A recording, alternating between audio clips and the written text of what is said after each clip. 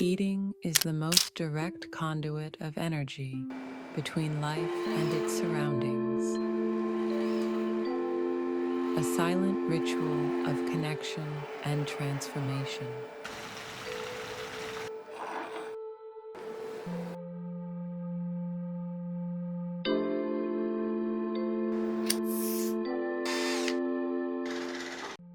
With every chew, the boundary between inside and out silently crumbles into nothingness.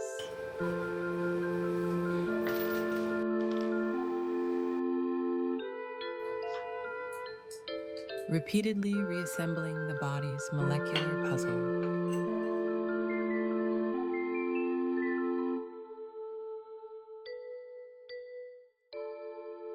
Each meal is an experiment in absorbing and recoding the unknown. It is more than eating. It is a continuous process of self-rewriting, a biological programming in motion.